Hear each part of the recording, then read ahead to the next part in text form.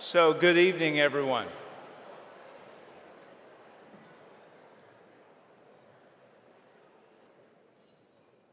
Welcome to Montgomery Bell Academy and the Tennessee Innocence Project's 2021 fundraiser, Continuing the Fight. My name is Brad Joya, and I am the headmaster and an English teacher at Montgomery Bell Academy. You can follow along with tonight's schedule on page 1 of your program. We are thrilled to host the Tennessee Innocence Project and raise up the voices of the wrongfully convicted in Tennessee. Few have done more for innocent men and women in our country than one of tonight's guests, Barry Scheck. Barry is a co-founder of the Innocence Project and a professor of law at the Benjamin N. Cardozo School of Law in New York City. Along with Peter Neufeld, he began the Innocence Project as a law school clinic in 1992. In its 29 years of existence, 375 individuals have been exonerated in the United States through post-conviction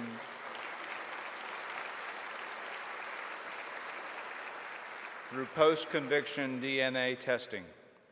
The Innocence Project also serves as the headquarters of the Innocence Network that consists of 56 innocence organizations within the United States, including the Tennessee Innocence Project and 13 organizations abroad. Barry is also a founding partner in the law firm of Neufeld, Scheck, and Bruston. The firm is frequently retained by victims of police brutality or other forms of police misconduct, pursuing civil rights claims in the courts, securing compensation for victims, and institutional reform.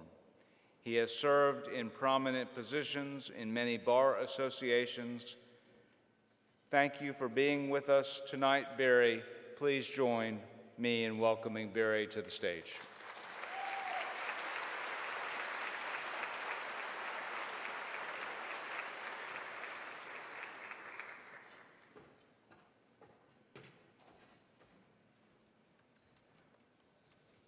Thank you very much, Brad. Hello, Nashville. Thank you for having me. This evening, we will share special stories from the Tennessee Innocence Project, honor Judge Gil Merritt with the inaugural Rule of Law Award, and hear from author, activist, exoneree, and my friend, Amanda Knox.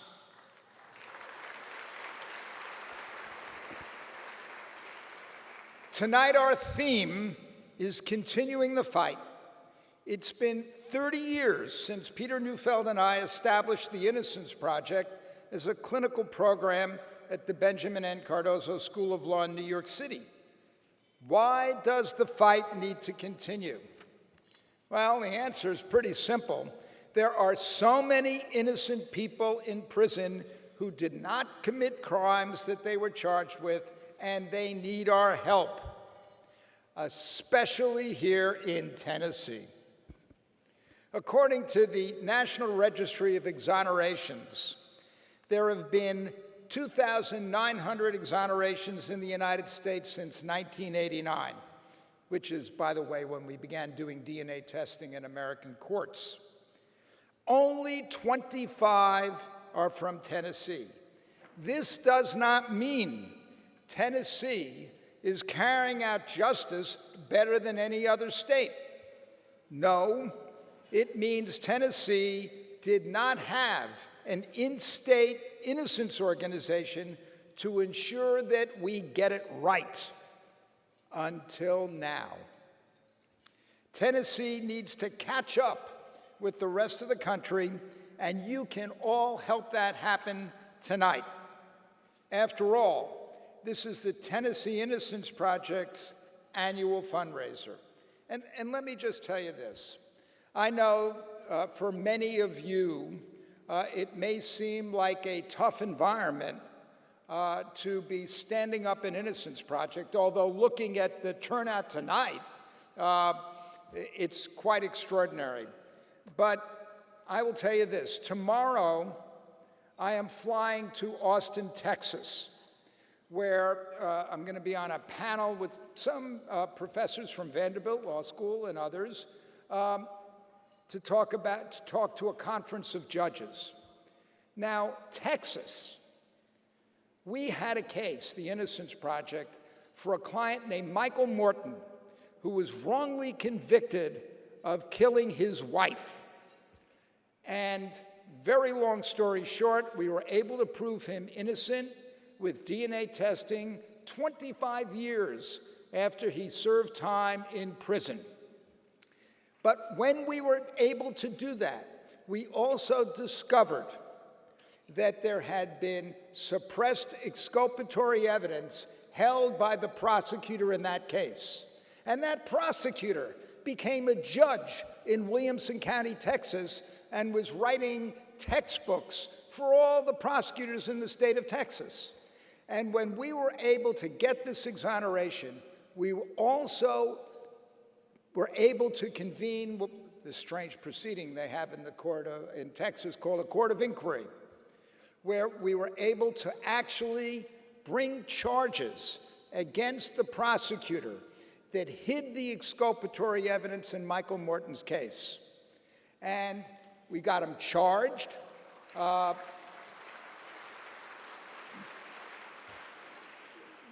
special prosecutor was appointed, Rusty Hardin, if you remember him. He was a lawyer for Roger Clemens and is a big-time Texas lawyer, a former prosecutor himself. And this former prosecutor, then the chief judge, was not just convicted of contempt, but he was disbarred. Now, the reason I tell you that story is that Michael Morton became one of the most popular and revered people in the state of Texas. And he then went with the Innocence Project of Texas and many others, prosecutors from all across the state, and they passed what is known as the Morton Act. And this turned out to be the best discovery statute in the United States, which then began getting indicted in other jurisdictions across the country. And Michael Morton was, lauded by George W. Bush, President Bush, and even Governor Perry, and now is actually a hero in the state of Texas. Now, why do I tell you that? I tell you that because this Tennessee Innocence Project has done so many things so quickly. Just, I guess it's very recently an exoneration thanks to Sonny Eaton and the Conviction Integrity Unit in Glenn Funk's office. I am telling you, when we come back here 10 years from now, you're going to need an even bigger hall than this to have your annual convention. And there will be an exoneration. There will be somebody that gets out of prison, just like Michael Morton, that will change the entire atmosphere in the state of Tennessee in terms of looking at the criminal legal system. I assure you of that. Well, if you haven't seen it, we have a silent auction in the lobby, which closes at 8 p.m. I must share that one of the amazing auction items is a log cabin made by one of the Tennessee Innocence Project's incarcerated clients, Greg Lance, whose family I've met and here today.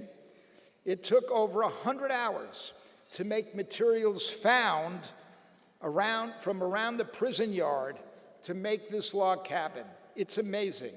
We hope you'll bid on that and bid often. Even more incredible that a local educational institution like MBA is dedicated to bringing attention to the critical issues of social justice. Thank you, MBA, for hosting us this evening. If you've been watching these screens up there, you might notice that the audio and video are slightly off. I am told that in the basketball games here, it's really good for yelling at the referees, but it is slightly off. As a New Yorker, I may be a fast talker, but I'm not that fast. There's a bit of a delay, so we ask you to stay with us. And now, before we begin dinner, I would like to invite Representative Michael Curcio of the 69th District of the Tennessee House of Representatives to say a few words.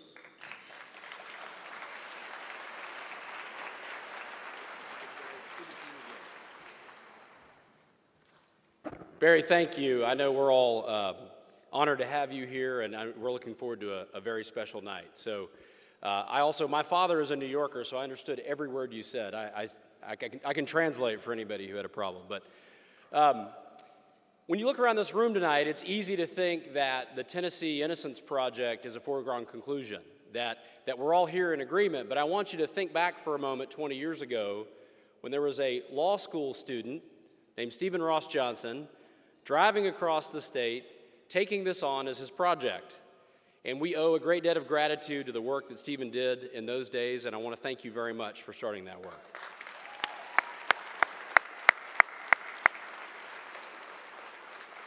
Because of Stephen's efforts, Tennessee was early to the Innocence Party. We worked hard, but we worked behind the scenes. Fast forward, we were one of the last states, as Barry talked about, to develop a formal Tennessee Innocence Project. But as Tennessee often does, we've outpunched our weight class early and fast. Advocacy matters, and I think if I'm here to bring a message to this group from the General Assembly, it is that advocacy matters. You started just a few short years ago in a formal way, working with the General Assembly, and what we found very quickly, what we in this room know, but we sort of had to shout from the rooftops, was that innocence is not a partisan issue. We all need our system to work properly so that all of us, every American, can have faith in our justice system. That is what the work of the Innocence Project is about. And in a very short time, Tennessee became one of only 6 states to pass a statute, which I was honored to be able to work on with Stephen and others, to allow new fingerprint evidence to be used for exonerations. We passed that bill last year. It was signed into law by Governor Lee. We're very, very proud of that work, and it puts Tennessee on the map for innocence. So thank you all for being a part of that. And so formalize you did, and formalize quickly you did. Now we have a wonderful executive director in Jessica Van Dyke. We have a staff that is beginning to grow, and you have a wonderful advocate in Jill Talbert who works with folks like me in the General Assembly to explain very complex legal issues to some folks who maybe they're a doctor, maybe they're an insurance agent, maybe they're an accountant, but they've been elected to the General Assembly to represent their constituents. So not everybody in the General Assembly has a legal mind. Not everybody in the General Assembly has even ever been to a prison or visited their county jail or sat and spoke with someone who's interacted with the criminal justice system.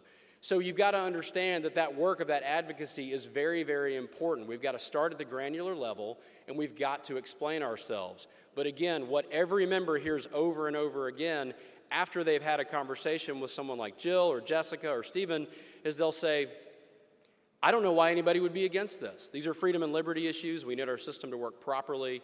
Folks who are innocent should be able to go free. Folks are often surprised to hear that there are not legal avenues through which this can happen, and that's the work that we're doing here in Tennessee. So I want to thank you personally for allowing me to do this.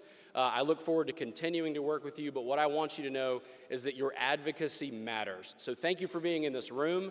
Thank you for contributing to the Innocence Project and investing in the future of Tennessee.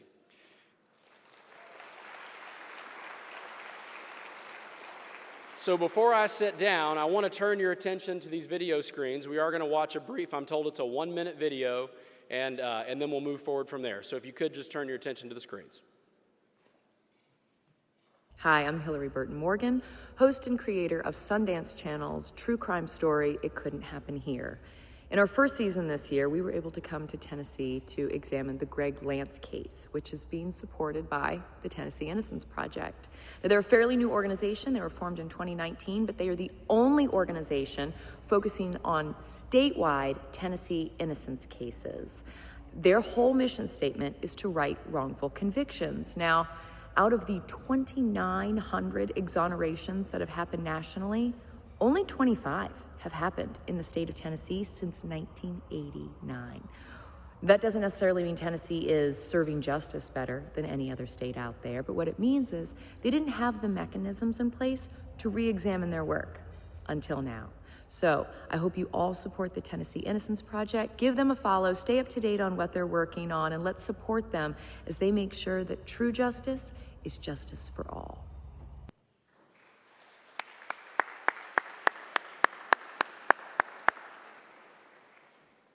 Well, thank you very much. I do have some housekeeping to take care of. Just in case some of you don't like hiking as much as I do up and down those stairs, there are restrooms on this level. So if you need to use the restroom, I've been asked to tell you they're towards the exit sign there in the back. If you make a left behind the curtain, you'll be able to find some restrooms back there.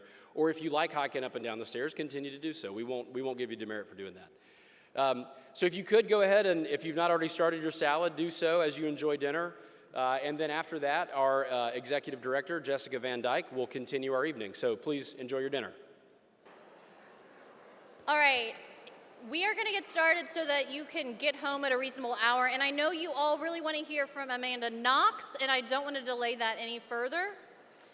So I want to thank you. First of all, I'm Jessica Van Dyke. I am Executive Director of the Tennessee Innocence Project. And it's such a pleasure to be here tonight and to see all of you. I hope you're enjoying your dinner.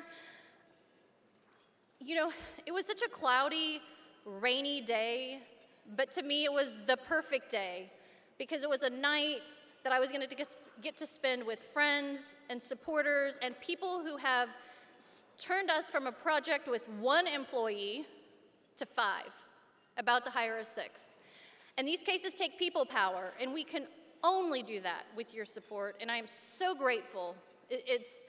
When we were here 2 years ago, it was remarkable to be in a room of 300, and here tonight, it's remarkable to be in this room with all of you. I'm so grateful. Thanks, thank you. There are so many important people in the room who've played such a critical role, but I want to just get us started back by thanking. This is my favorite part of the night because these are people who are supporting us and supporting our work. So I'd like to thank our exoneration level sponsors, and if you'll bear with me, each and every person is really important, so I just want to acknowledge everyone.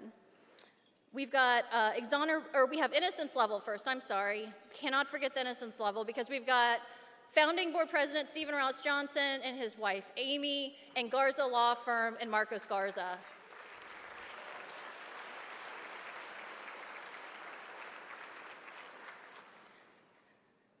Next, we have exoneration level sponsors, Alliance Bernstein, Bassberry and Sims, Burr and Foreman, Ginny and Gary Ferreras, Hagen and Todd. I see you, Jim Todd. We've got Leaf Cabraser, Hyman and Bernstein, Luxury Auto Collection, Cynthia and Buddy Ortel, Pinnacle Financial Partners, Polsinelli, Stanford, Heisler and Sharp, the Swafford Law Firm, and Waller Law. Thank you all.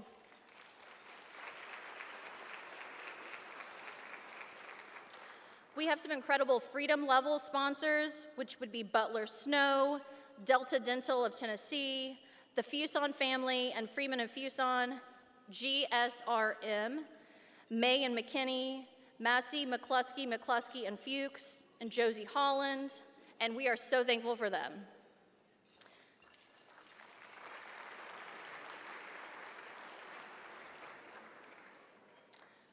Look, I would love to name everyone, but we have 31 advocate level sponsors, and you're going to see them on the screen, and we are so grateful for each and every corporation or individual who donated to the cause tonight. So many people have helped make tonight possible, to fund our mission, to fund our work, but there are so many people that have been behind the scenes. I don't know if you've ever served on the board of directors of a new nonprofit, but it is exhausting work, and we have had an incredible board of directors. We have a great advisory council that also serves us and our clients. I want to share a few more thank yous with Brad Joya and Lang & Coleman at MBA, their incredible staff. And lastly, our fundraising committee, which includes the incredible Stephanie Dittenhafer, Josie Holland,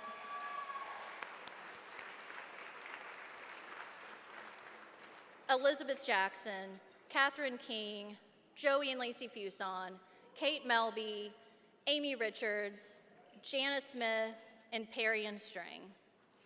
We're thankful for you. Thank you so much.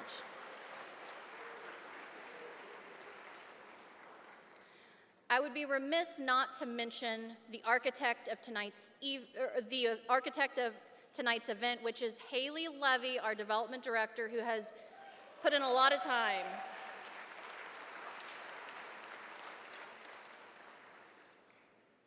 And I just really do want to thank each and every one of you. This started as a small endeavor that we hoped would stick around. You helped us build a team, and when we build the team, we can serve the clients, we can answer the cries for help, we can be in court, we can reform the system and create new policy, and we can really advocate for people.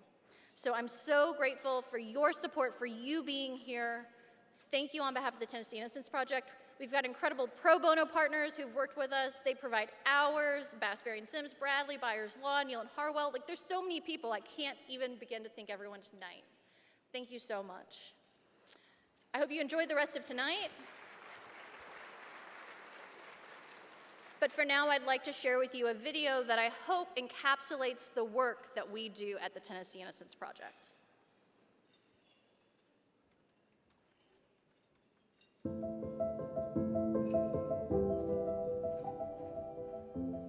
Lost my family. I had one brother that grieved to death over it. He died, so haven't been able to visit their graves or nothing. It just left me with nobody.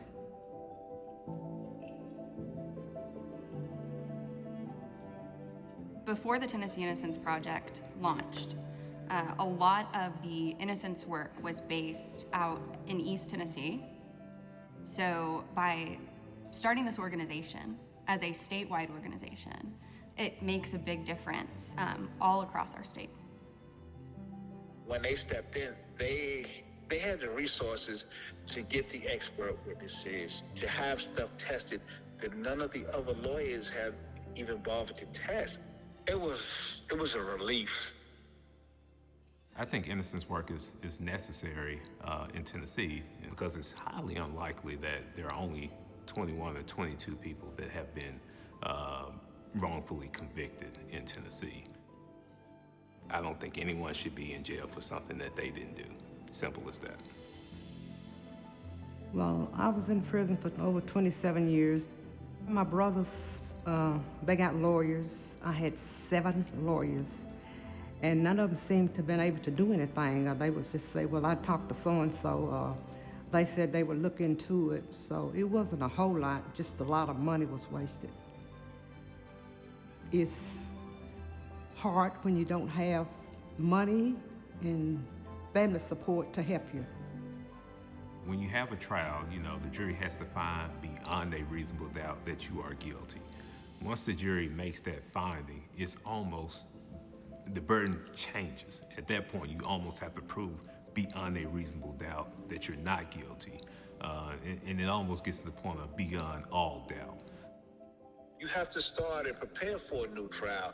You have to cross-examine witnesses. You have to subpoena individuals. And these are cases that require a ton of time, a significant amount of resources, and a lot of energy. Ever since 2013, I've been trying to get myself exonerated.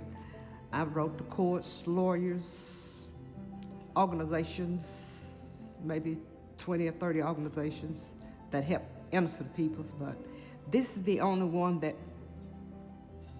offered to help me. It took a lot off my mind. It gave me hope, knowing that someone would hear me and help me,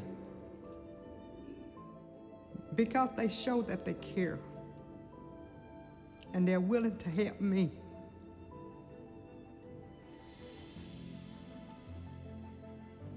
The Tennessee Innocence Project is important for Tennessee because before they were here, we had limited resources to devote to innocence work. In the last 2 years since they've been on the ground, they have moved this conversation forward leaps and bounds. And without them, no one would be talking about it at the level that it is now.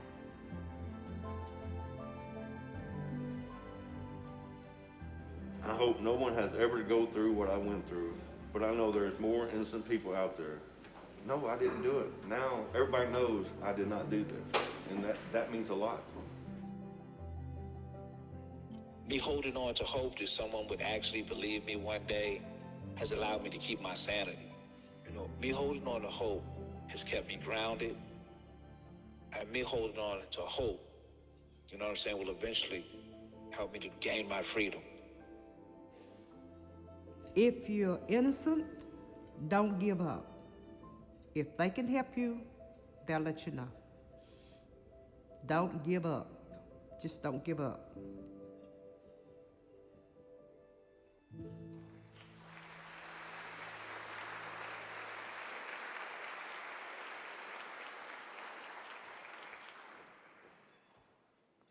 And please join me in welcoming back Barry, Scheck, and Stephen Ross Johnson to the stage.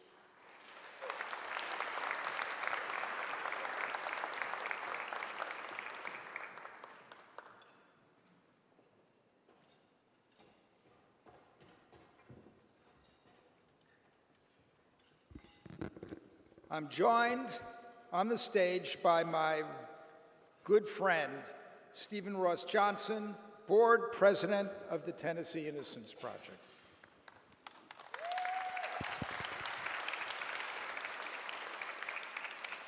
Thank you for being here with us tonight. It is stories like Joyce's and Artis's that remind us that the Tennessee Innocence Project is a vital community resource and a one-of-a-kind project. As Chairman Curcio said, I've been involved in innocence work for over 20 years in Tennessee. These voices would go unheard if not for the Tennessee Innocence Project. Wow, that's why we're here tonight, to keep the Tennessee Innocence Project's mission going. I'm proud to serve as the founding board president because the Tennessee Innocence Project ensures justice for all. And we need your help. So here's the deal. Help us raise $35,000 additional tonight. And I think we can do it in a room of 450 people. All right? So there's a QR code on your table. Please use the QR code on your table to make your donation. If you have questions about the QR code or would prefer to make your donation another way, please raise your hand and one of our wonderful volunteers will come to assist you. We have volunteers in the audience. So if you don't want to use the QR code, if you'd rather write a check, just raise your hand, please. Pull out your checkbooks. You didn't think you were going to come here tonight when I wasn't going to ask you for money, did you? Not with this crowd. You can also use the envelopes at your tables. If you're making your gift by check or cash this evening, we will add all gifts to our totals raised, and we are going to share our total that we raised at the end of this evening. Now look, I know in this crowd, I look out among the crowd and I know most of you. I know in this crowd, we can top $35,000. How many of you think we can do that this evening? All right? So as a donor myself, my wife Amy and I believe the need is clear. Amy and I are proud to be the first to donate this evening. And so we are going to donate $2,500 this evening, Amy and I together. Well, Please join us in making your donation to the project together. all right, you expected this, I'm sure. It's that time of our evening when we turn to you, our audience, to help fund the need.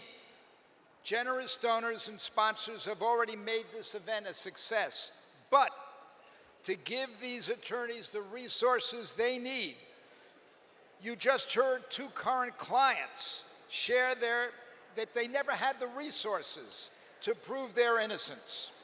You can help provide these resources now. You can give the gift of hope. Again, our goal is $35,000 to provide the hope and help for those like Joyce and Artis. All right, we've got some good donors going. I see that number continuing to climb. We just topped $10,000. All right, come on now, get us to 20. Get us to 20. Help us out. You can do it. You can do it. Andrew Mallory, Tyler Cavanis. Tyler is a lawyer. He used to practice with me. He's a former law student at the University of Tennessee College of Law, Innocence Clinic. He donated. Jessica Van Dyke, our own executive director and lead counsel of the Tennessee Innocence Project, giving back, just donated $500. We just topped $15,000. Stephen, these services are not cheap. Your gift of $5,000 to retain an expert to review evidence and consult on a case funds a day in court. Thank you. Oh my gosh, Joanna and Mark Hazelwood just donated $1 million.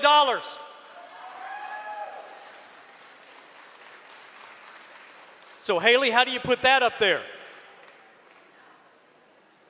$2,500 funds a DNA test. $1,000 funds expert testimony to help prove a client's innocence. $750 gets you a transcript.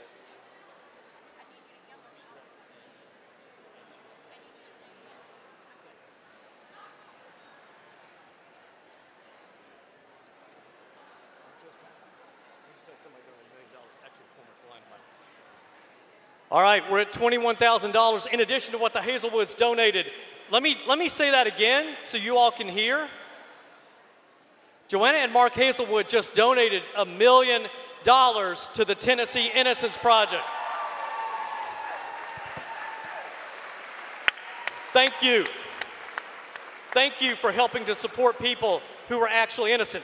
Thank you for helping to support people who have been wrongfully convicted of crimes that they did not commit. Thank you for looking past the stigma of someone who has been convicted and trying to help people who are actually innocent to look to someone and respect the humanity in them.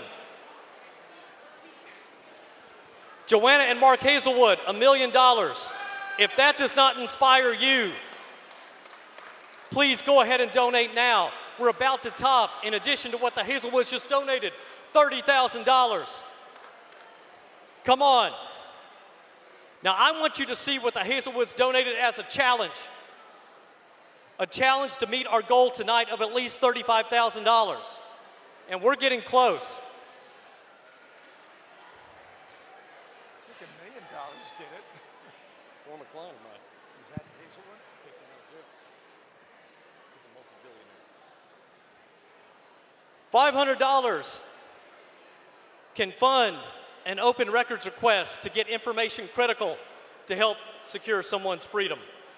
$250 can fund an attorney-client visit for someone who's in prison, who has, for decades, rotted there and not seen a lawyer who knows how to investigate their case and expose their innocence.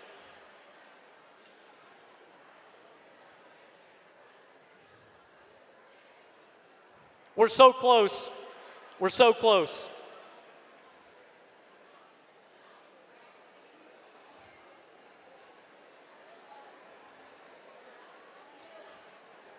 Do we have $1,000 more?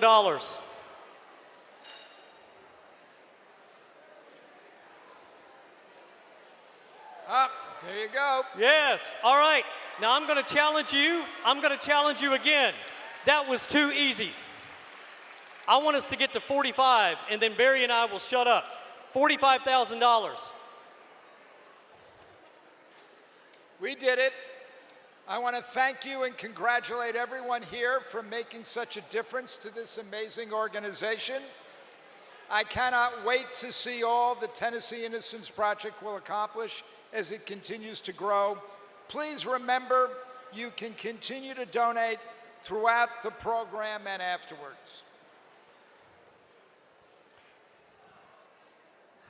So I don't have a glass. And as you continue to donate,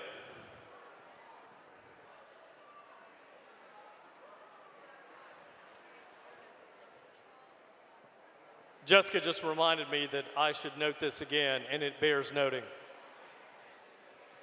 The Hazelwood family donated tonight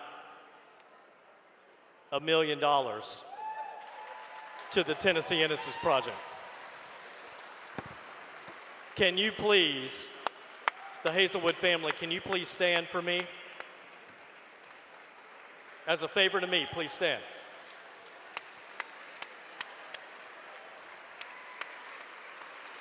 Can you see me? Mark Hazelwood, Mrs. Hazelwood, thank you so very much. Thank you. Thank you. Everyone, please thank them.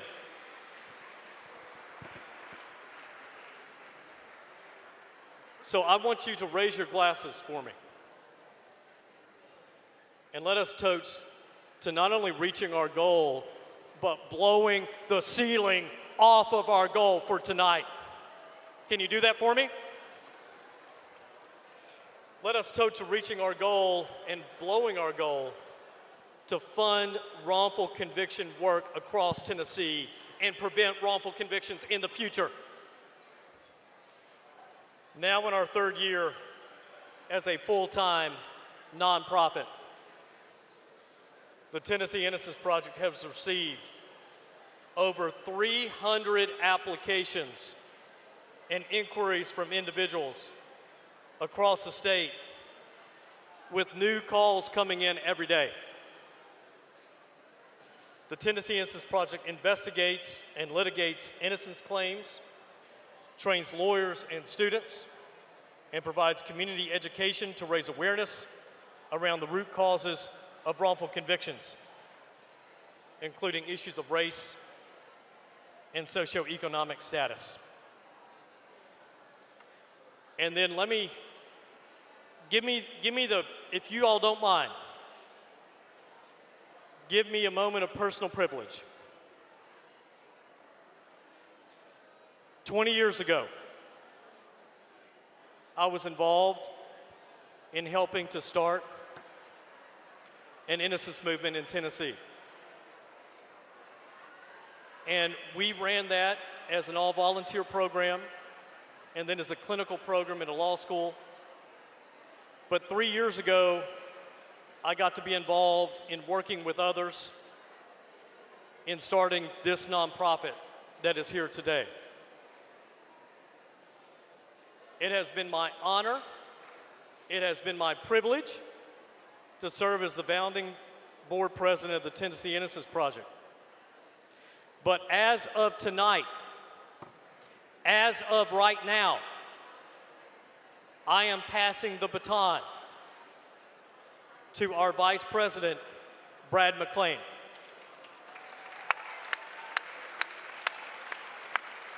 I will still be around. I will still be involved. You cannot keep me from doing this work. But it is time for new leadership, and Brad is phenomenal. I got to know Brad over a decade ago through his work in representing those people on death row.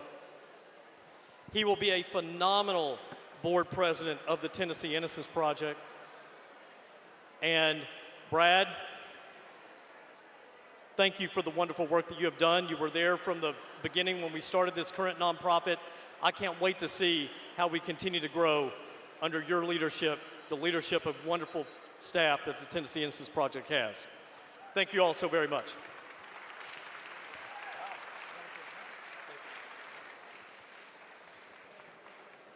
Thank you, Stephen. Thank you, Stephen.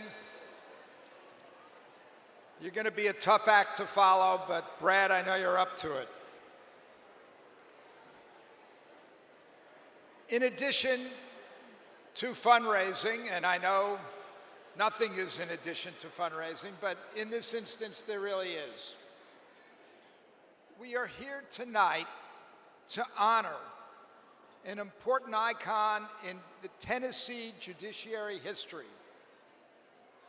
Judge Gil Merritt served for 43 years as a judge on the United States Court of Appeals for the Sixth Circuit after being appointed by President Jimmy Carter. Prior to his federal service, Judge Merritt was in private practice here in Nashville. He then served as an associate metropolitan attorney for the city of Nashville and as U.S. Attorney for the Middle District of Tennessee and an associate professor turned lecturer at Vanderbilt University School of Law. I can tell you that capital lawyers, who represent the poor, lawyers who try to do social justice work, Judge Gil Merritt always gave us hope. Anytime we came near the Sixth Circuit, that is the truth.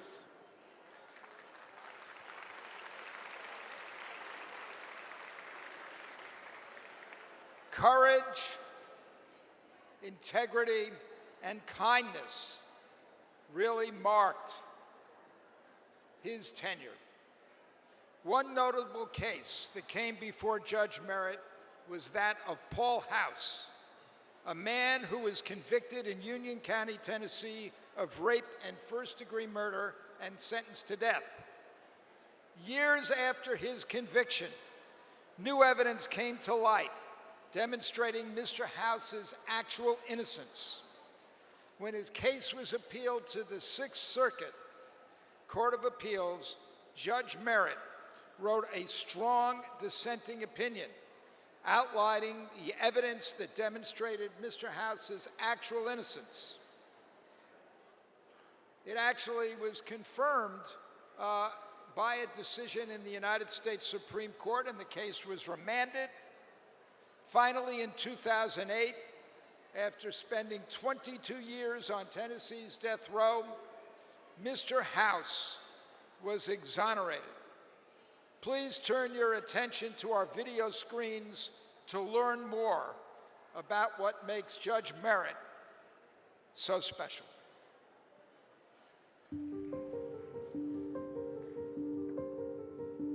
When the Tennessee Innocence Project considered creating the Rule of Law Award, we immediately thought of Judge Merritt.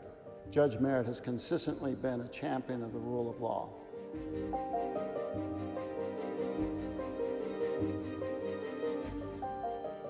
I'm Amy Rao Mohan. I'm an attorney and former law clerk to Judge Gilbert Merritt. I'm Brad Mclean. I'm an attorney. I'm the incoming president of the Tennessee Innocence Project, and I have known Judge Merritt for 20 years. Judge Merritt was on the bench for over 40 years, and while he was on the bench, he rendered a number of highly significant opinions in a number of cases upholding the rule of law.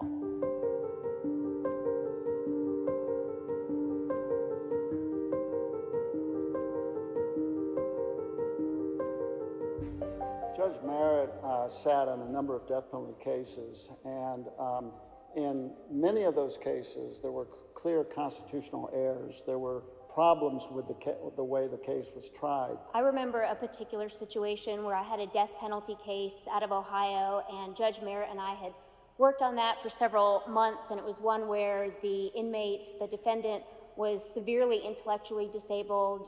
We both thought that was obvious, and we had talked about it many times. And I still remember talking to Judge Merritt on the phone after he deliberated with the panel, which he and I were both convinced that for the first time he was going to be writing in the majority this time, and he called to say that he had to dissent, and I'll never forget him just being silent, and he said, "Amy, I've disappointed you."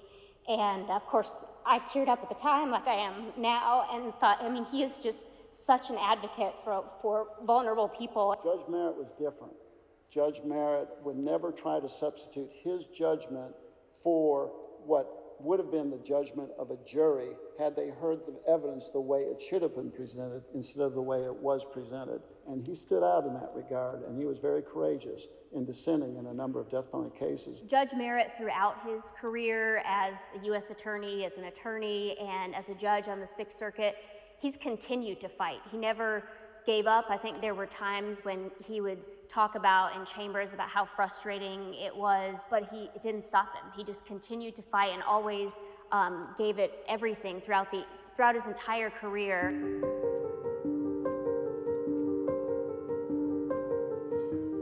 Perhaps the most significant case for our purposes was the Paul House case. Paul House was convicted of rape and murder and was sentenced to death.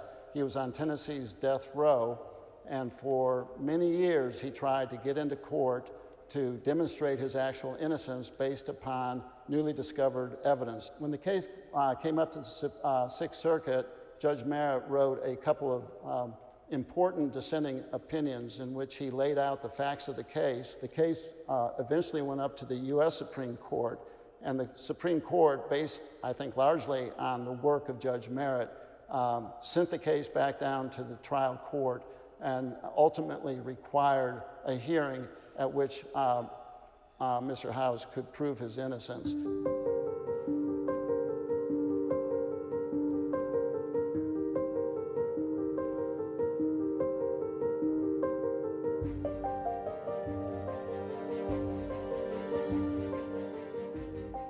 I think it's important for our current generation to recognize the heroes, the champions, the giants of the former generation, those who stood up and fought for the rule of law, who stood up and fought for justice. To me personally, I can think of no better person that embodies the rule of law and someone who has fought for justice for his entire career, someone who we all in this room look up to. And so I'm so proud to have known Judge Merritt, to have worked for him, and I believe that there could be no better honoree than Judge Gil Merritt.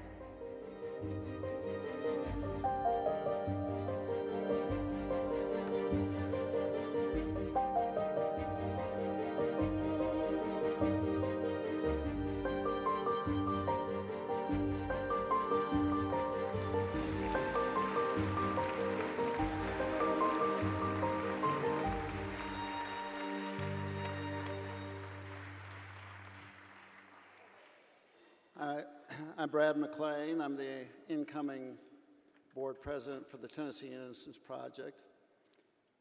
The rule of law forms the foundation for the Tennessee Innocence Project's mission. According to our perspective, the rule of law stands for the most basic principles of justice and fairness that should govern our legal system. We believe that there is no greater violation of the rule of law and our sense of justice than to convict and imprison anyone who is innocent. To acknowledge the importance of the rule of law to our work, this year the Tennessee Innocence Project is inaugurating its Rule of Law Award to honor those heroes who have devoted their careers to courageously upholding the rule of law in its most fundamental sense.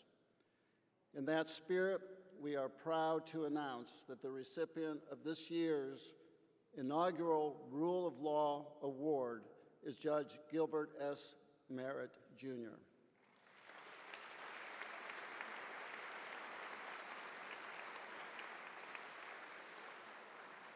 I would like to acknowledge someone in our presence, Sarah Pettit, who is Judge Merritt's administrative manager for over 40 years. In fact, she started working with Judge Merritt before he took the bench more than 42 years ago. And I was talking with her before we came into this room, and she told me about when she first started working with Judge Merritt. He said, "I want to be a judge." And she said, "Well, I want to be the Queen of Monocle." But he became the judge, and I want you to know, Sarah, that you're the queen of the Innocence Project tonight.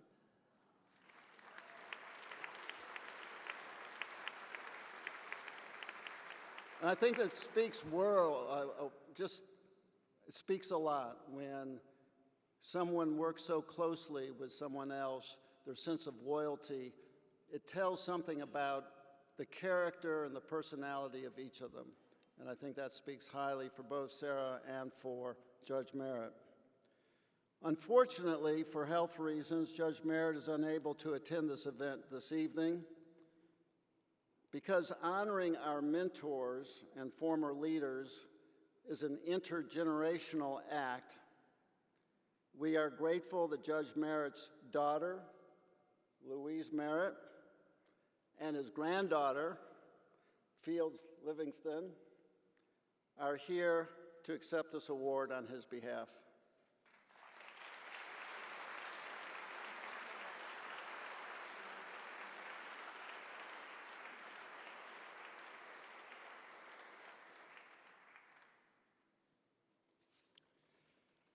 I'd like to,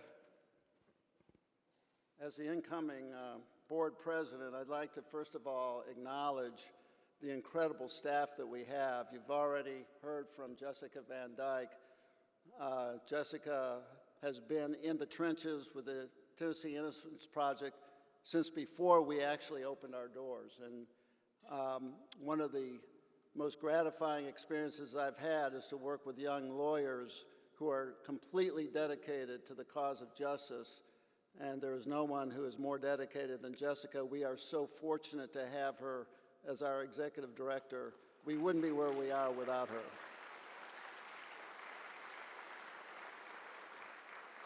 And I just want you to know that we have an amazing staff. These are the people who come into work every day in the trenches. Sarah Barrett, Aubrey, I'm sorry, Aubrey, I have a hard time with your name, Garrido, and of course Haley, Haley Levy, where is Haley, who put this event together, and then Jason Gitchner, who is our senior counsel, legal counsel. So we are so grateful to have them here tonight and to have them on our staff. These are the people who do the work.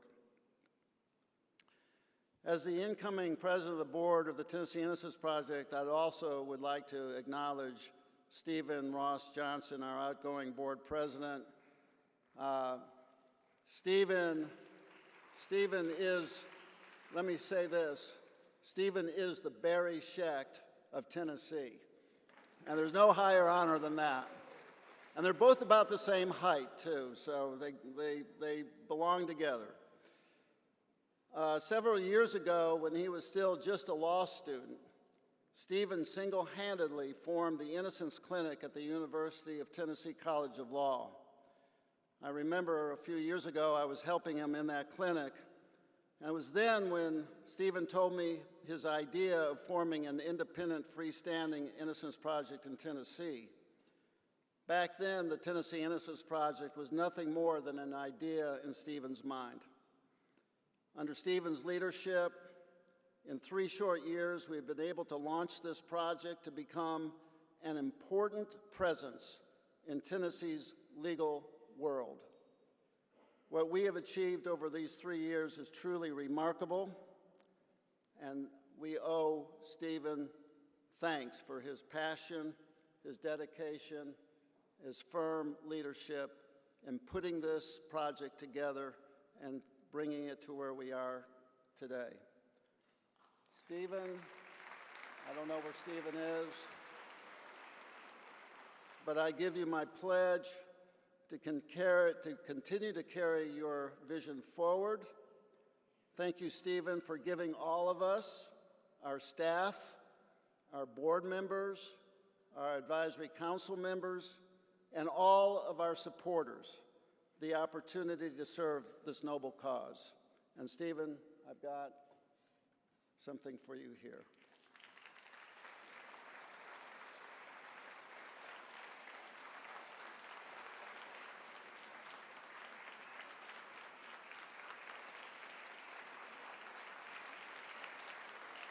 Thank you.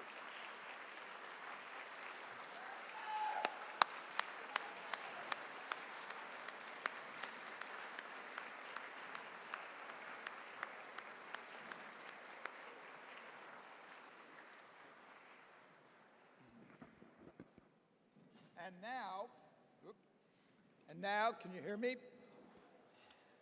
I don't know if it's very hard to hear a little bit here. And now the part of the evening you've all been waiting for. I'd like to introduce Innocence Project Advisory Council member Amy Mohan, who will interview our special guest, exoneree Amanda Knox. Amy is an attorney at Sharad Rowe, Voigt and Harbison, as well as head of the firm's crisis management and media relations practice groups. I keep on telling her that means she's like Olivia Pope. It's an inside joke. Prior to joining Sharad, Amy served as a law clerk to Judge Merritt.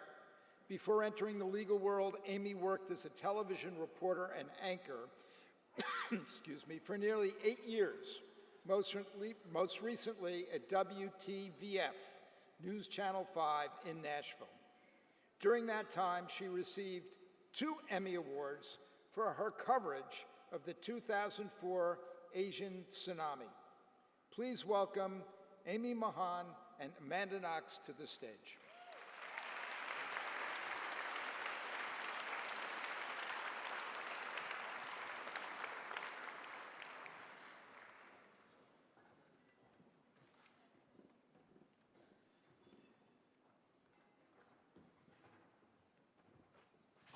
Thanks, Barry. Thank you, Barry, and thank you all for being here to support the Tennessee Innocence Project. I know this is the part that everybody has been waiting for, to hear from Amanda, so thank you for coming all the way from Seattle to be here today. And I've heard you say before that every single time you talk about your wrongful conviction and your time in prison, that it breaks your heart. Every single time, but you're here today, and you do this all over the country. Why do you do that? That's a really good question. And up until 4 months ago, I would say that the major reason was because,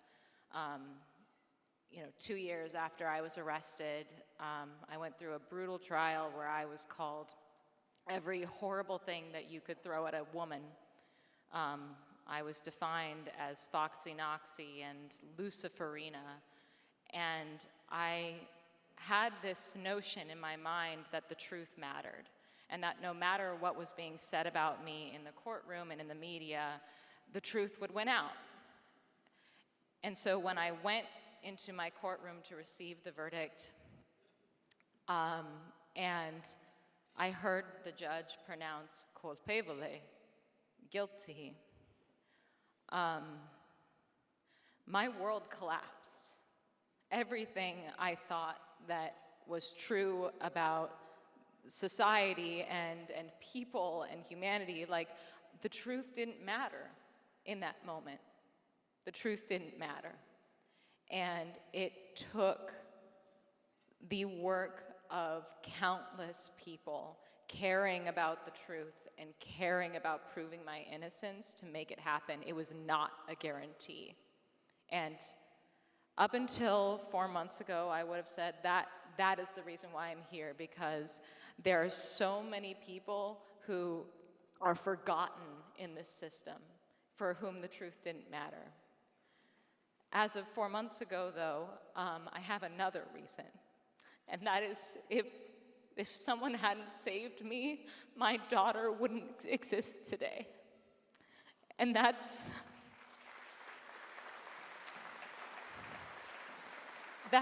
the cost That's the cost of a wrongful conviction. It's not just the human potential of a single individual.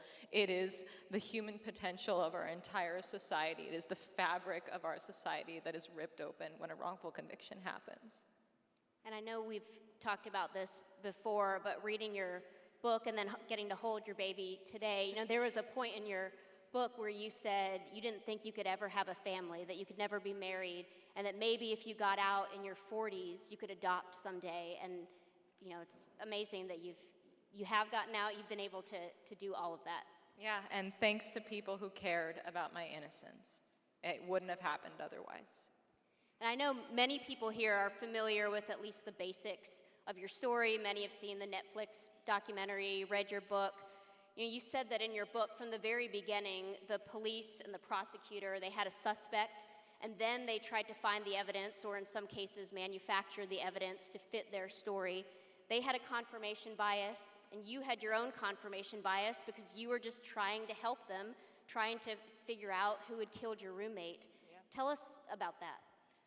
Yeah, I was 20 years old when I went to go study abroad. I have an international family. My mom was born in Germany, and so it was always like understood that the world's a big place and there's so many different cultures and people that are worth spending time with. And what I didn't realize was also that when I introduced myself into a new society, I was also rendering myself way more vulnerable than I ever have been in my entire life.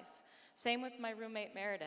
We both entered into a world where we felt like we were going to be safe, and on the one hand, she was raped and murdered by someone who broke into our home, and on the other side, a detective and prosecutor decided from the instant that their entire reputation depended upon them arresting someone for this crime immediately before they had any evidence upon which to confirm their theory.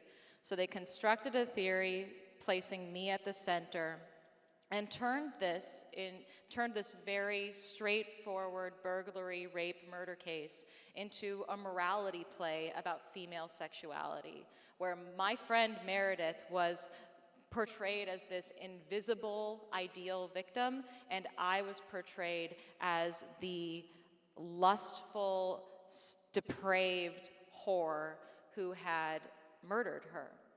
And it's astonishing looking back on how, like, just obviously sensational and not based in evidence this case was. But at the time, it spoke to people. It spoke to their fears and their fantasies, and it didn't matter what the evidence was because the story was so good. And that's what's been astonishing to me to realize, is that very often it's not even justice that a lot of people are latching onto. It's the sensationalism of these tragic stories. And you've talked a lot about the misogyny in this case, and you've said, you know, the media, the prosecution, the police from the very beginning attacked you because of your sexuality.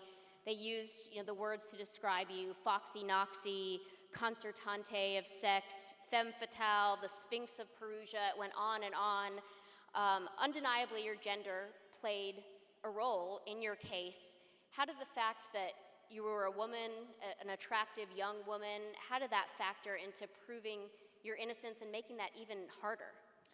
Yeah, what's astonishing to me is my case actually, it stands out in an odd way, because a lot of women who are wrongfully convicted are actually wrongly convicted for crimes that never happened, like tragedies that, like children dying and people wanting there to not be just a bad tragedy that happened for no reason, but wanting to ascribe blame, and of course ascribing blame to the caretaker of that person who was lost tragically. But in my case, it's a case where a young woman was very definitely raped and murdered, and yet the focus of the case was totally taken away from the young man who committed this murder. Very obviously, like his DNA and fingerprints and footprints were all over the crime scene. He was largely forgotten in this case. And in fact, when he was released from prison a few years ago, the headline was, "The man who murdered Amanda Knox's roommate freed from prison." So not only is the victim's name not even in the headline, the murderer's name is not in the headline. The one name in that headline is me, because the Italian police system decided to define this case on someone who was ultimately very peripheral.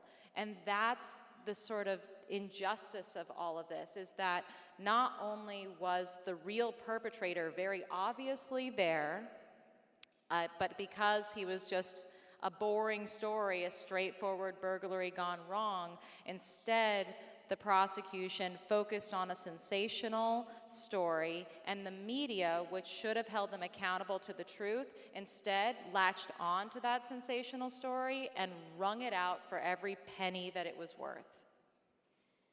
You know, many of us have read about forced confessions, horrible interrogations, and I think for those of us who are civil litigators, or many in the room who aren't lawyers at all, it can be hard to relate to. But after reading your book, Waiting to Be Heard, and hearing about a 53-hour interrogation, all of which was in Italian, a language that you were just starting to learn at that time, it suddenly makes sense and is completely relatable. I hope so. Not a lot of people feel that way. It's hard to explain what it feels like. Again, I'm glad you brought up confirmation bias, because not only did my prosecutor and the detectives have tunnel vision, they only saw what they wanted to see.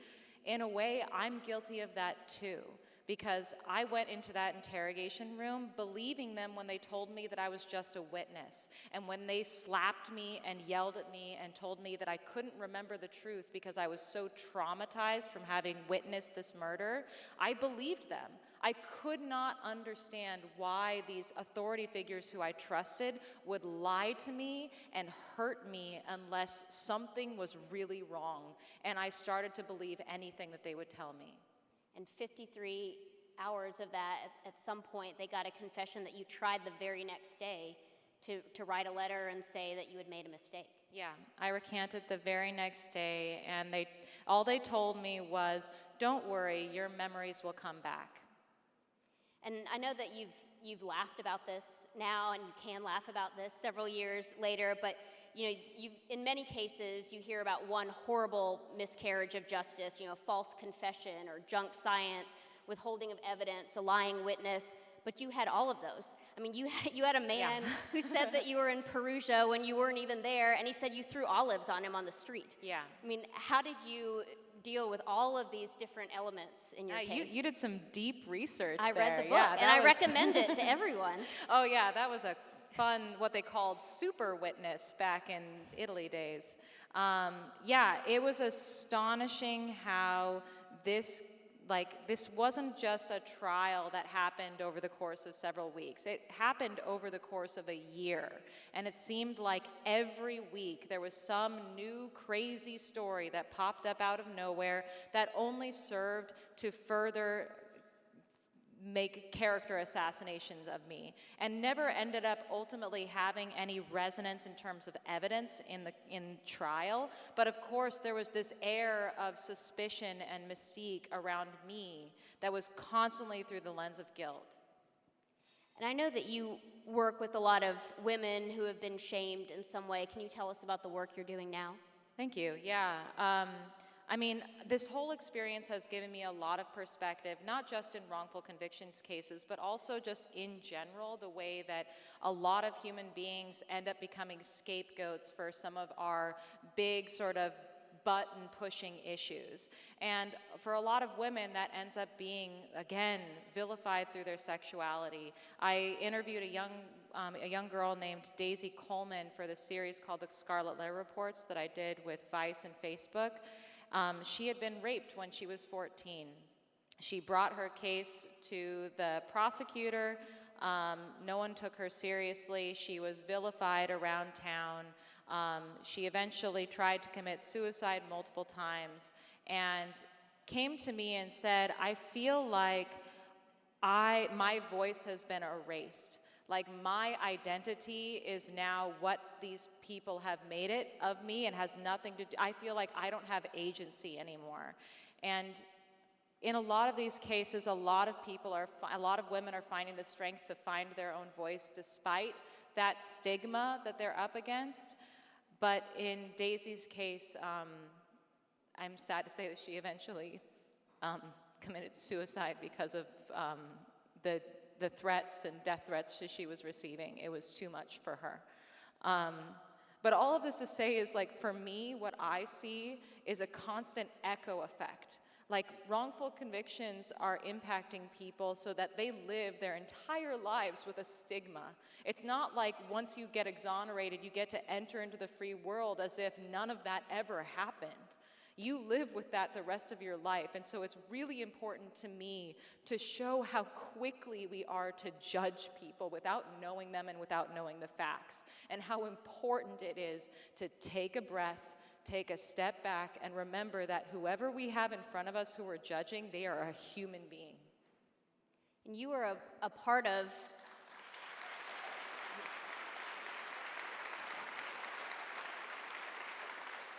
you're a part of what you call a club that no one wants to be a part of, the exonerees, and many of the people that the Innocence Project has helped don't look like you. Most of them are men. Most of them are men of color, men who are indigent. Tell us about your work with exonerees and how you've been able to form this community and relationships with them.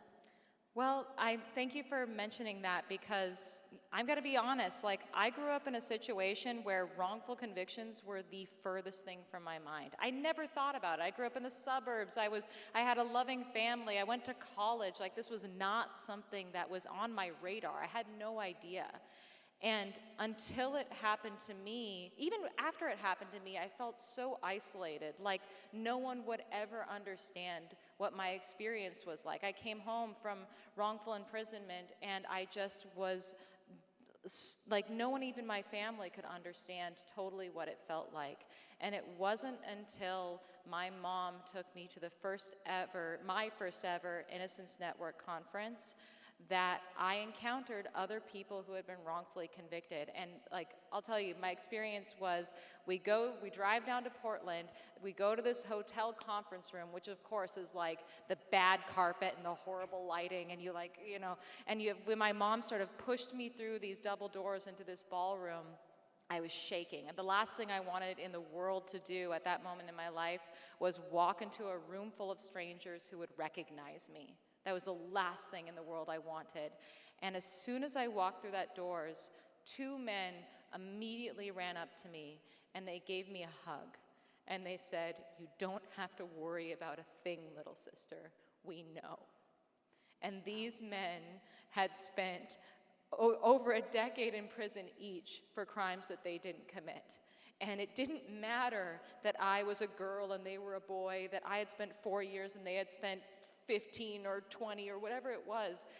All of us knew that regardless of the different circumstances that we came from, the thing that we knew to be true, that experience of suffering, of being an innocent person in prison, that was what mattered.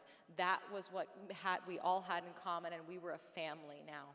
And I, to this day, it's one of the most extraordinary experiences I've ever had in my entire life. And so every year I return to visit my family, and it's incredible. I recommend everyone try to go to an Innocence Network conference. It is extraordinary. And you mentioned, even though you've been exonerated, you still run into people who judge you when they meet you or don't fully believe in your innocence, and then even the Curcio family hasn't accepted your innocence. How do you deal with that, having to still carry that with you every day?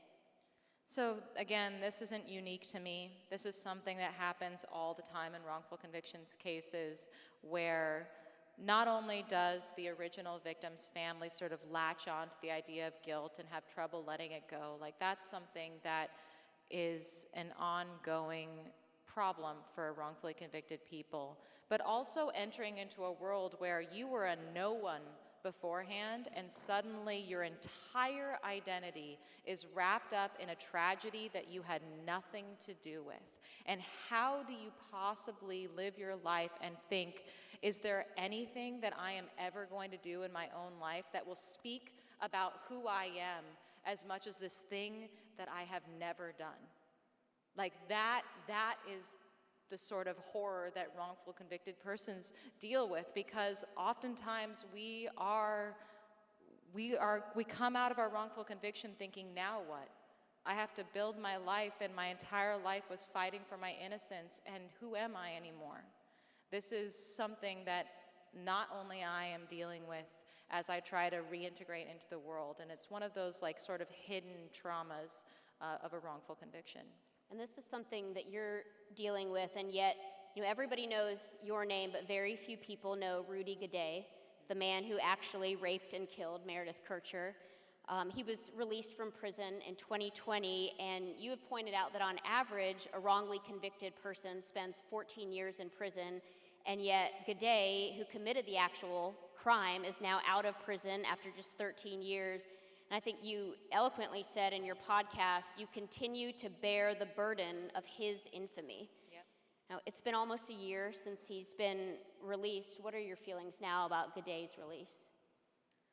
It's complicated because in addition to being sort of shockingly awakened to the realities of wrongful conviction, I was also shockingly awakened to the realities of prison. And a lot of the women that I met while I was imprisoned were guilty of crimes, even horrible crimes. But I also saw that a lot of them were not getting better in prison. And I was able to recognize the humanity of the innocent and the guilty alike as I lived alongside them. It was necessary, and it was also obvious.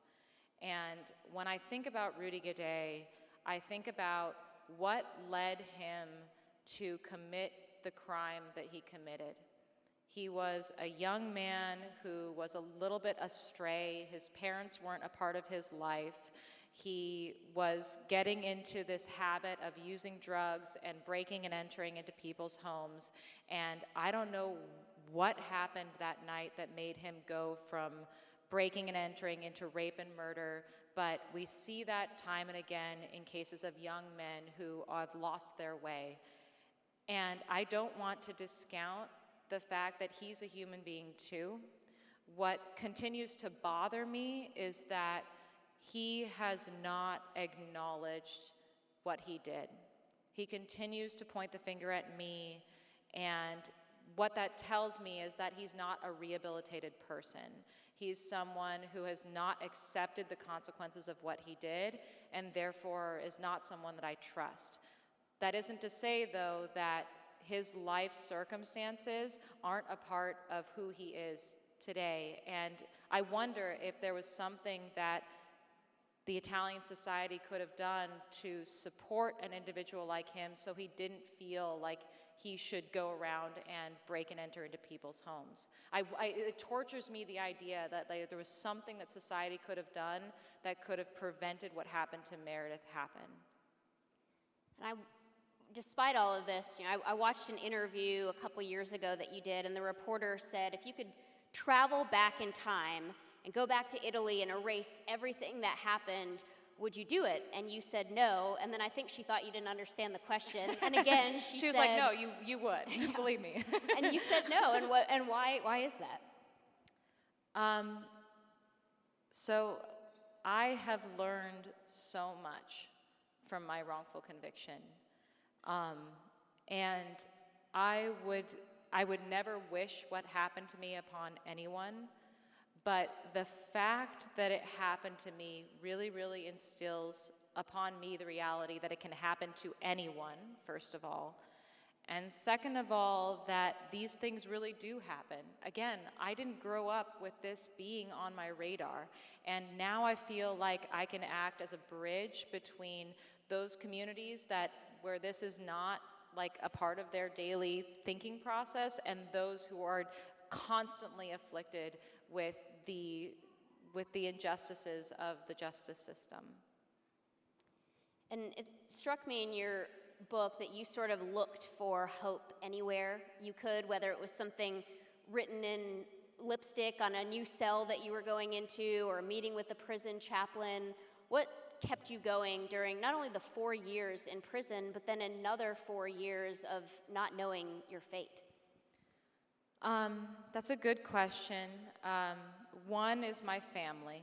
My family was there for me the entire time. And even, my dad, my entire family was there. They came together. And I actually come from divorced parents. So, my mom and dad came together and, despite everything, just put up a united front in my defense. And someone was in Italy the entire time that I was imprisoned there.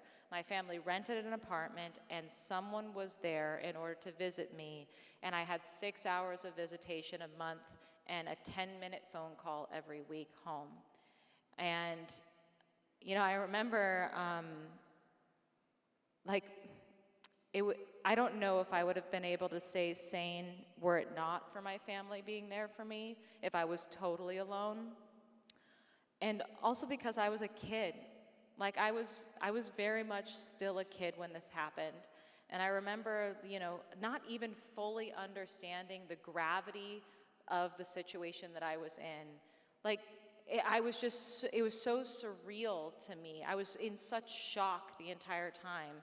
And it wasn't until, one day when my dad came to visit me, and I, would do my best to try to hold it together when I was in my visitations, just to be cheery and talk with my family, and not talk about the case and not talk about prison, and just have a human connection with them.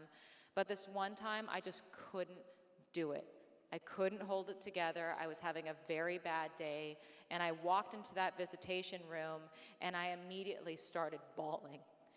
And I did what may be the worst thing that I've ever done, which is that I looked at my dad and I begged him to save me, even though I knew that he was just as helpless as I was.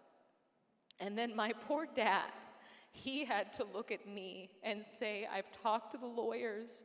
They told me it's going to be several years before you have another chance at freedom. And then he started crying. And it was then that I understood deep down how serious the situation was, because I had never seen my father cry before in my entire life. And today that has even more resonance for me, because I know that my parents, every time they walked in to visit me, they would have taken my place if they could. And they couldn't. They had to leave me there every single time. And no one should have to go through that. I'm sorry, I kind of lost my train of thought there.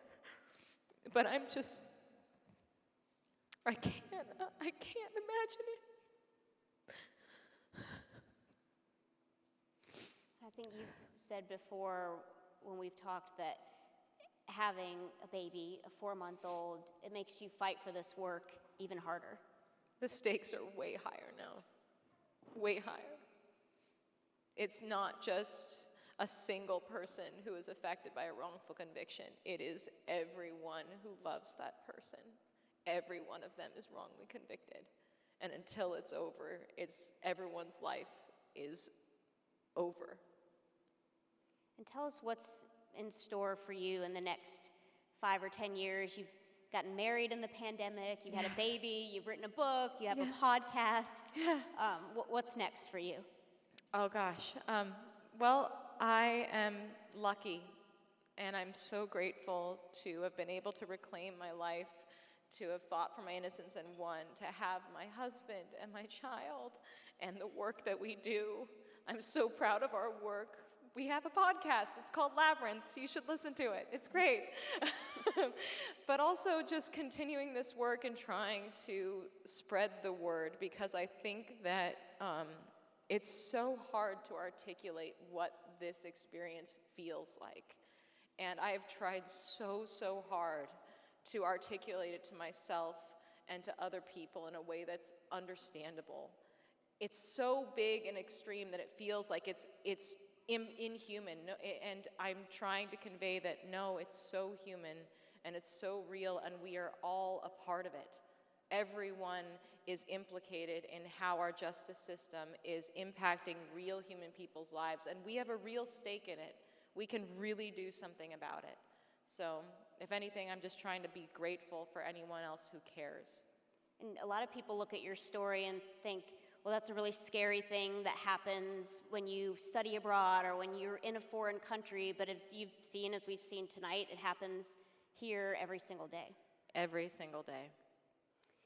And I know we're getting close to our time. I want to read the very last passage of your book, which I think is one of my favorites. And my kids saw me reading it and said, "Mommy, why are you crying?" And I was like, no. "Oh, it's just tears of joy in this part." But I guess they don't come to tears for Paw Patrol and things like that. But there's a very small number of people who got that joke. So it says here, I didn't know before, people who donated their resources, including my American lawyers, DNA experts, FBI crime scene investigators, and by some who I will likely never meet. I say thank you to each of you. I will do everything possible to pay your kindness forward.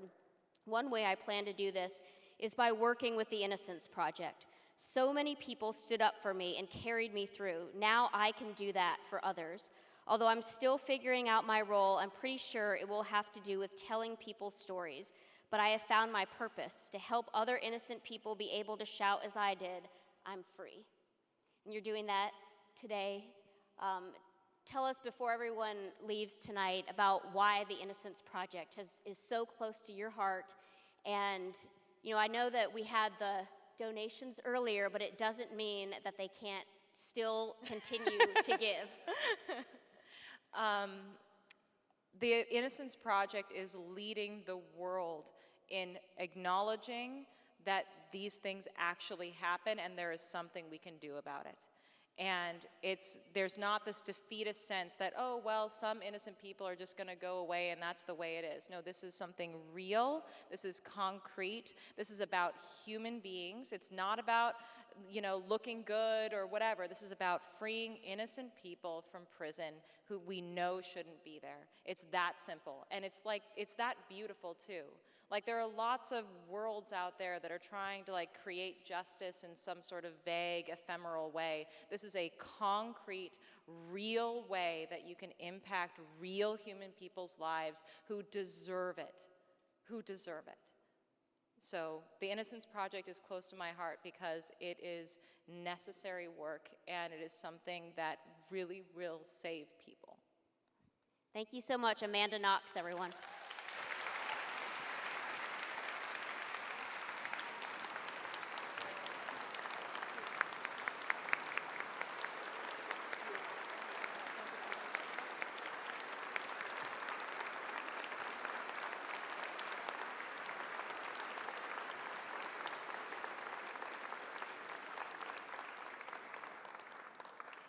Incredible. Amanda, thank you. Thank you, Christopher, for being here as well. Thank you to all of you for being here tonight. Just want to let you know a final tally that we have right now. If you haven't donated, you were moved by Amanda's story, now's the time to do it. Somebody throws another $2,000, we're at $50,000. Thank you for being here. Have a great night.